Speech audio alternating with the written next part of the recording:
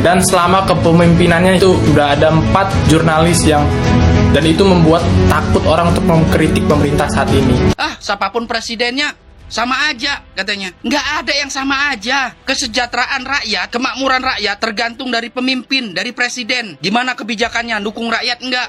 Sejak dulu itu orang-orang hebat itu memang bisa beretorika. Itu adalah kemampuan dasar kepemimpinan. Pemimpin yang bagus itu dilihat dari cara dia berbicara. Aturan diatur-atur, mempolitisasi apapun, yang penting menang. Ini lebih bahaya daripada mabuk miras, Mas. Assalamualaikum warahmatullahi wabarakatuh. Kembali lagi di channel Prayoga Muhammad. Gimana kabar kalian semua? Semoga baik-baik saja ya dan dilancarkan segala rizkinya.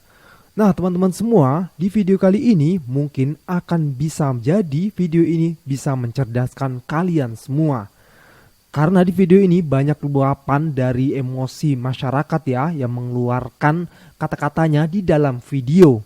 Dimana mereka menginginkan perubahan, menginginkan menyadarkan untuk yang belum sadar. Ya intinya ini adalah keresahan mereka yang akhirnya terungkap ya. Ya teman-teman semua, akhir-akhir ini ya banyak banget pergerakan ya dari universitas ataupun dari orang-orang intelektual yang akhirnya mulai bersuara ya. Dimana sepertinya demokrasi kita ini sudah mulai goyah. Maka dari itu kita untuk segera bersiap-siap menyambut perubahan. Oke teman-teman semua, di sini gue ingin mengajak kalian untuk terus bersemangat menuju perubahan, jangan pernah kendor. Apalagi nanti di tanggal 10 untuk kalian yang bisa menghadiri kampanye Akbar Pak Anies Baswedan, datanglah ke sana. Oke teman-teman semua, kita lihat dulu videonya.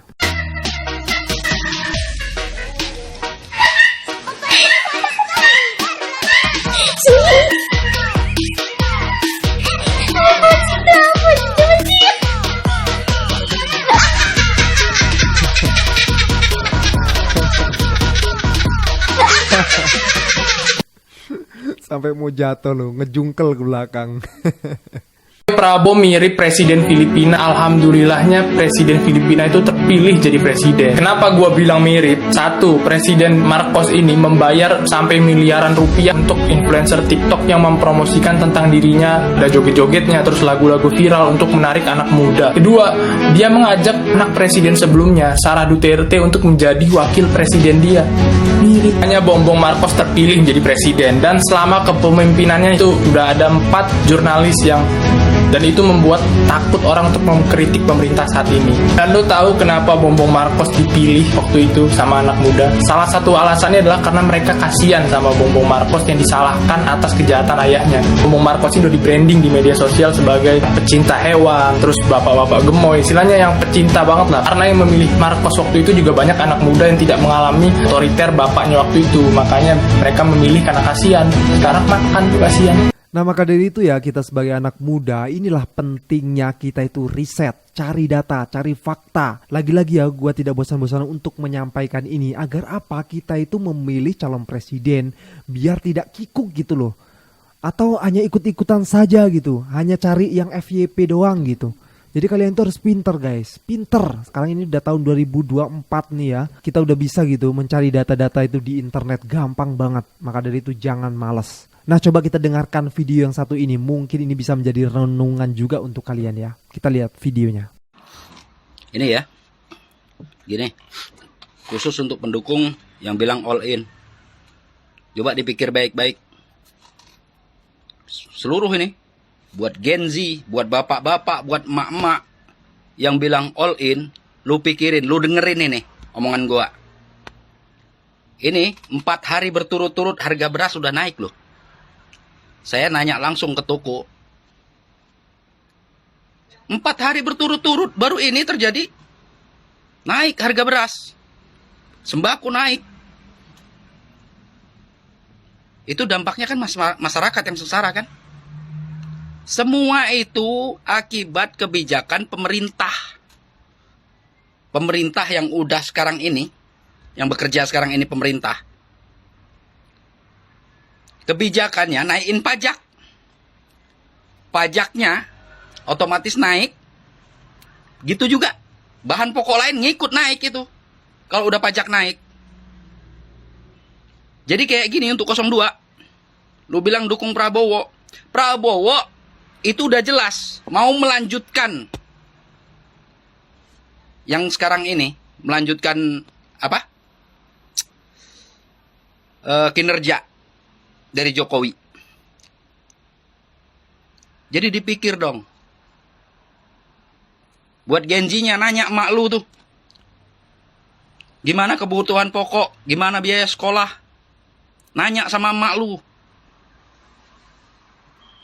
Jangan asal ditanya, lu cumanya taunya all in. Buat bapak-bapaknya juga, mikirin. Tanya istri, penghasilan bapak berapa? 100.000. Yang biasanya bisa nyimpen gitu. Sekarang apa yang mau disimpan kalau udah sembako naik? Masih bangga dengan all in. Buat emak-emak juga. Begitu sembako naik, marah-marah, ngamuk-ngamuk. Dipikirlah. Jadi pikir. Jadi gimana? Jangan cuman bisa marah-marah. Jadi saatnya sekarang kita milih pemimpin yang benar-benar mikirin rakyat. Ya lu bilang, siapapun presidennya sama aja katanya. Nggak ada yang sama aja. Kesejahteraan rakyat, kemakmuran rakyat tergantung dari pemimpin, dari presiden. Gimana kebijakannya, dukung rakyat enggak? Itu yang harus diketahuin. Jangan mikirin amplop yang isinya 100.000. Sengsaranya 5 tahun lo, 5 tahun. Saatnya perubahan, tahu? Gue pilih 02. Gagasan dan programnya banyak banget. Jadi kalau misalkan jalan semua, pasti kita jadi maju. Gue pilih 02. Menurut gue, pemimpin itu harus tegas. Gue pilih 02. Kapan lagi kita punya pemimpin gemoy? Capek-capek kuliah hukum, pilih 02. Kasusan 98 yang belum selesai sampai sekarang, gimana? Gue gak pilih 02.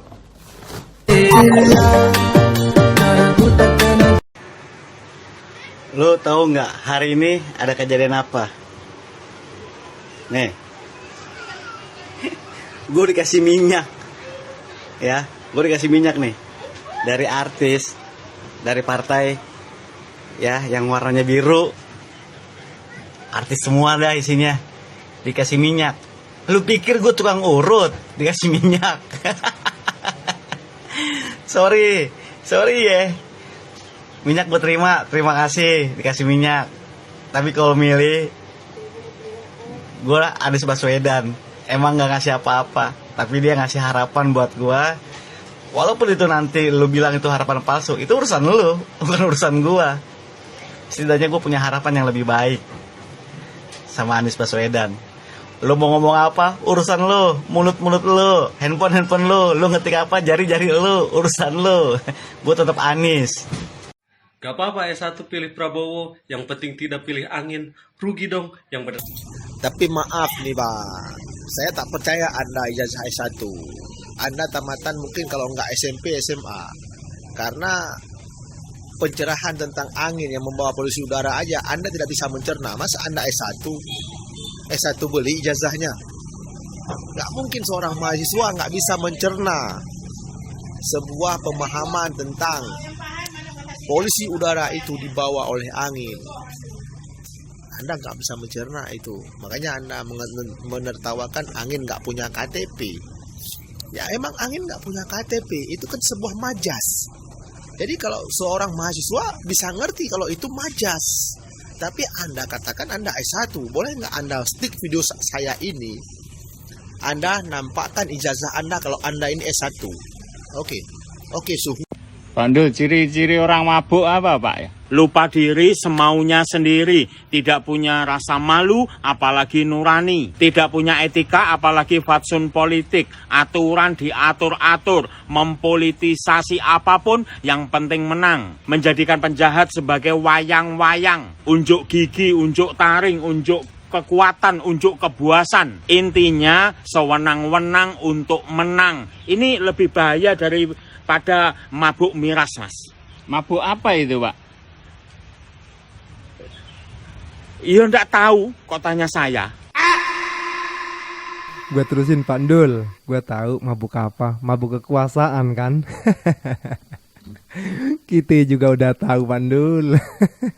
Pak Ndul bajunya bagus ya. Nah teman-teman semua ya, dari tadi deretan video yang udah kalian lihat, harusnya dari sini kalian paham ya bagaimana memang banyak banget ya keresahan dari masyarakat yang sampai hari ini akhirnya keluar juga gitu. Luapan emosinya keluar melalui video-video yang bertebaran di sosial media. Teman-teman, saatnya kita memilih teman-teman ya. Kalian harus memilih siapa yang terbaik yang akan bisa membawa negeri ini teman-teman semua. Dan juga ingat ya buat kalian yang selalu berpikiran, siapapun presidennya gue tetap aja sama aja cari duit sendiri. Ya memang benar, tapi dengan kebijakannya itu yang akan berpengaruh kehidupan kita juga. Benar, itu akan berpengaruh teman-teman semua. Oke teman-teman semua, kita lanjut lagi ya ke videonya. Gue baru nyadar loh, bedanya pendukung original sama pendukung bayaran ternyata simple. Kalau pendukung original kayak 01 itu tanpa seragam gitu, pakai baju biasa pun jadi. Kalau pendukung 01, kalau pendukung 011 itu kompak itu pakai seragam itu. Kalau pakai seragam berarti tandanya ada korlapnya. Pokoknya yang ngerti video ini pasti nyadar lah. Baru sadar gue juga. Kalau udah mau pemilu, Ustadz baru dikumpulkan. Kasih sarung, kasih baju koko, kasih kopiah, makan siang.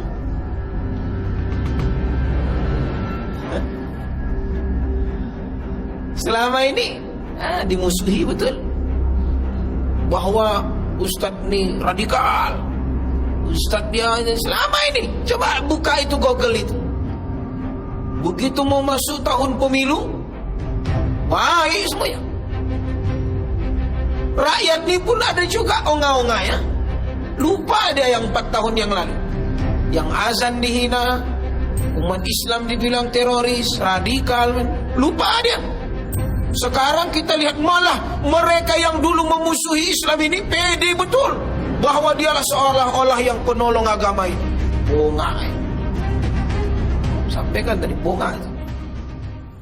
Sesulit-sulitnya mengendalikan hawa nafsu, lebih sulit lagi mencerdaskan kedunguan pendukung paslon nomor 2. Fakta ini bukan bohong. Masa pelanggar konstitusi didukung? Sudah tahu segala naik, pajak mau dinaikin, beras segala macam mahal, pupuk susah, sulit, masih didukung. Sekarang itu tuh aneh banget. Orang yang bisa bicara, orang yang pandai retorika, malah dianggap sebagai aib. Dianggap sebagai orang yang banyak ngomong, banyak bacot, nggak bisa kerja. Lah, gini loh bos, maksudnya itu tuh sebuah keahlian, itu tuh sebuah talenta, dan itu tuh penting banget. Bayangkan kalau misalkan pendiri-pendiri bangsa ini itu nggak bisa ngomong. Misalkan tuh Soekarno nggak bisa pidato, terus siapa yang mau dengerin proklamasi? Misalkan Bung Tomo, dia tidak bersuara di radio, dia tidak menggelegar waktu bertakbir di radio. Siapa yang mau mempertahankan Surabaya pada saat itu? Sejak dulu itu orang-orang hebat itu memang bisa beretorika. Itu adalah kemampuan dasar kepemimpinan. Pemimpin yang bagus itu dilihat dari cara dia berbicara, bagaimana dia mempengaruhi orang lain, bagaimana dia bisa mempengaruhi publik. Dan itu sudah dilakukan dari dulu-dulu, mulai dari pendiri bangsa, mulai dari filsuf-filsuf sampai ke para nabi, semuanya itu jago retorika. Malah sekarang itu dijadikan sebagai aib, dibilang bacot, dibilang banyak omong. Maksudku gini loh, kalau misalkan kita nggak bisa menemukan kelemahan orang lain, jangan jadikan kekuatannya sebagai bahan untuk menyerangnya. Itu nggak habis pikir gitu loh. Dibilang omon-omon, bulet lah, yang inilah tuh dengerin ya, ini dengerin ya kata abang ini bener banget nih. Padahal kita ini sudah berapa tahun ini dipimpin sama seorang pemimpin yang kemana-mana bawanya kertas. Emang mau kayak gitu terus kan? Enggak. Di kancah internasional beliau pun sulit untuk bicara. Tapi pemimpin yang kali ini yang akan menjadi pemimpin, wah dahsyat, paket lengkap, rugi kalau lu nggak pilih tuh. Jadi clear ya, nggak ada lagi ya yang mau ngata-ngatain, pinter ngomong doang, ini doang, lu kemakan lu sama FYP TikTok lu. Makanya belajar nih sama abang ini nih. Oke teman-teman semua, ini video yang terakhir ya. Ini mungkin bisa mencerdaskan kita semua dan juga yang salah paham dengan isu-isu bahwasannya Pak Anies itu antek-antek asing, ngedeket sama Amerika lah, yang inilah, yang itulah. Kalian harus lihat video ini. Prabowo Gibran harus kalah. Maka kemudian Pak Jokowi dikasih pelajaran. Dan dengan pelajaran itu kita bisa mengumumkan bahwa tidak boleh lagi ada presiden Indonesia melakukan hal semacam itu. Melakukan nepotisme secara terang-terangan, melakukan pemihakan yang terang-terangan dengan cawe-cawe yang bablas. Tidak boleh. Tetapi menyatakan itu saya tidak cukup. Ada sejumlah perangkat perundang-undangan yang harus dibuat. Salah satunya adalah undang-undang lembaga kepresidenan, ternyata amat sangat perlu. Termasuk di dalamnya mengatur saat-saat terakhir seperti di Amerika ada aturannya gitu. Di saat-saat akhir masa jabatan presiden itu dibikin pincang dia, kalau istilah Jenderal Arifin Muchtar, dipincangkan presiden itu dikarenakan presiden akan terlibat dalam urusan elektoral. Maka misalnya dibatasi. Nah itu yang harus termasuk undang-undang political financing, pendanaan politik. Sehingga oligarki itu bukan diatasi dengan kekuatan pemimpin, tapi juga ada regulasinya. Nah, banyaklah agenda kita. Intinya adalah ikhtiar kita untuk merawat demokrasi sangat tergantung pada Pak Jokowi menang atau kalah. Kalau Pak Jokowi kalah, lebih ringan. Kalau Pak Jokowi menang, lebih berat. Kalau Pak Jokowi kalah, artinya Prabowo Gibran kalah. Menurut saya, momentum politik bergerak. Jadi katakanlah, maksudnya kalah itu kan tidak masuk putaran kedua atau malah kalah. Kalah satu putaran misalnya. Iya, pokoknya kalah aja. Pokoknya kalah. Tidak menjadi presiden wakil presiden. Bahkan kalah yang dimaksud itu adalah gagal menjadikan pilpres satu putaran. Itu sudah kalah menurut saya. Ketika itu terjadi, momentum politik itu bergerak. Jadi gini, jadi Pak Anies adalah capres, ya, yang dibaptis Anies Yohanis, terus didukung FPI, Pro Khilafah, Antek Yaman, yang antek Amerika. Terus gue searching juga kan di Google, Anies antek Cina, ada cowok di website Kominfo nih. Cie ada Cina baru lagi minta sumbangan, katanya APBD DKI lagi sekarat. Kenapa enggak sekalian antek Akatsuki, cowok? Gue kan sering dapat DM ya, bang, ini bang, Pak Anies antek Amerika. Gue liat lah, speechless gue. Tipe kontennya adalah foto Pak Anies lagi kunjungan ke luar negeri sebagai gubernur DKI dan lain sebagainya, di crop gitu ya, ditulis narasi, terus potongan berita, judul doang, di crop, dibangun cerita. Wih gokil cok, Terilie kalah cok.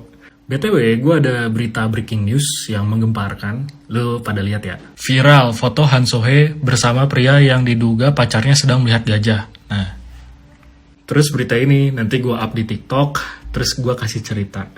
Pada pandangan pertama, seorang Raffi Mulya gitu, melihat Han Sohee di coffee shop, anjrit.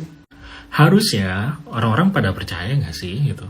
Soalnya konten-konten yang kayak gini nih, viewsnya banyak.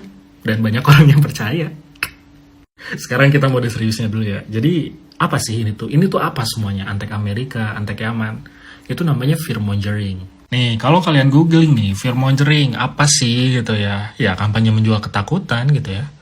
Kampanye bercampur dengan propaganda, dengan menyebar rumor, desas-desus yang menakutkan. Dan ini tuh setiap pemilu ya pasti ada. Pada 2014 Pak Jokowi juga dituduh antek Zionis dan Amerika. Di 2019 juga ya, Pak Jokowi bilang jangan tunjuk-tunjuk antek asing, padahal dia sendiri antek asing. Ya itu adalah reaksi dari video Pak Prabowo yang terkenal tuh, yang antek-antek asing, dak. Jadi ini tuh udah sering terjadi gitu di 2014, 2019, 2024. Ya yang lempar juga kubu yang sama, konsisten. Karena fearmongering ini adalah menciptakan rasa takut tujuannya gitu ya. Gue ada tips sih untuk handle ini, apalagi di pemilu ya. Jadi takut itu adalah akibat gitu, dampak gitu, dari apa? Dari penyebabnya. Nah yang kita kelola adalah penyebabnya ini gitu. Takut ini adalah perasaan yang abstrak, dan penyebab ini adalah hasil analisa yang bisa diukur. Misal contoh, gue punya bisnis, terus gue takut bangkrut kan. Terus penyebabnya apa? Ternyata ada perhitungan bahwa ya cuan gue itu nggak bagus beberapa bulan belakangan. Gue takut kebebasan berpendapat dibungkam. Penyebabnya apa? Ya ada peristiwa Haris Azhar, terus ada data gitu yang menunjukkan kasus UU ITE ada berapa. Sekarang masuk konteks. Gue takut Pak Anies adalah antek Amerika. Gue analisa lah penyebabnya ya, kenapa gue takut. Pak Anies gak ngelanjutin hilirisasi. Pak Tom Lembong ke Usindo lah, Pak Hasim ke Usindo, Pak Lutfi ke Usindo. Apalagi Pak Anies kuliah di luar negeri, di Amerika. Baik-baiklah gitu untuk apa ya, untuk menganalisa suatu penyebab dari perasaan takut.